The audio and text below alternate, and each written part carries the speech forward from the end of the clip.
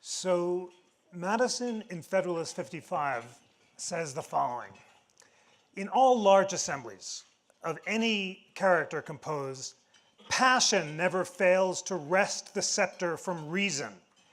Even if every Athenian had been Socrates, Athens would still have been a mob. And this sums up Madison and Hamilton and the author of the Federalist Papers and the framers' central concern with the tension between reason and passion. Their fear is that direct democracies, such as existed in Athens, would lead inevitably to demagogues and the mob, to the rule of passion rather than reason.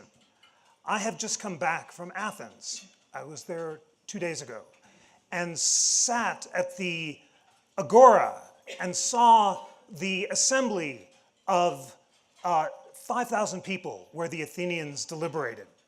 And their example of rashly choosing war and being misled by silver-tongued demagogues was so centrally on the framers' mind that the Federalist Papers is suffused with a desire to have a representative republic rather than a direct democracy, and also to slow down deliberation so that reason can prevail.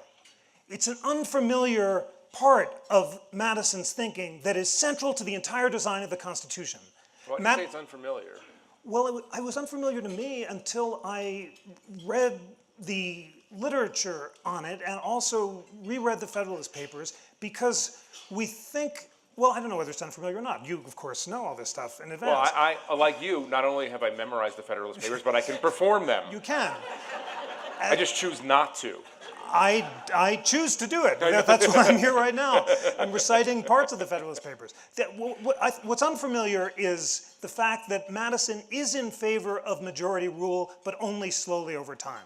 He's not an aristocrat like Hamilton. Of course, it's an irony that Hamilton is the rap star of the moment, because this is the man who wants a president for life and a Senate for life and is really afraid of rule by the mob. Madison definitely wants majorities to form, but he designs all these cooling mechanisms so they can't form fast. So that's why this is relevant to social media. Brexit votes and Twitter polls and instant decisions are the opposite of what the Constitution is trying to create. The central fear is faction. How does Madison define a faction in Federalist 10? A faction is a majority or a minority animated by passion rather than reason and directed towards self-interest rather than the public good.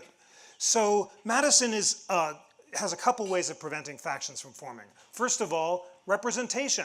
No direct democracy as in Athens, no initiative or referenda. You have to have cool representatives who will deliberate in the people's name.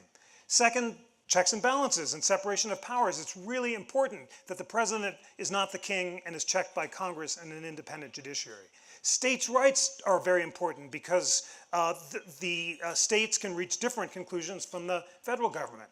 But most importantly, the size of the American Republic.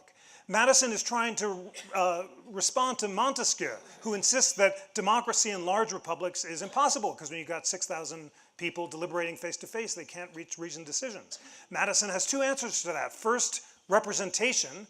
This is a new science of politics that is making representative democracy possible. And second, the fact that America is so big means that it'll be really hard for factions to organize quickly, to discover each other, to plan their nefarious schemes, and to press minorities or majorities. And then finally, and this is, I mean, it's all so prescient, he's looking ahead and focuses on new media technologies, in particular the broadside press, which is just getting up and running in the late 18th century, and believes, you'll love this, Jeff, he thinks that an enlightened class of journalists, whom he calls the literati, will use the new press slowly to diffuse reason across the Republic, writing things like the Federalist Papers, which were published in the New York newspapers a few days after they were written, and that as a result, reason could prevail because you couldn't make decisions fast because of size.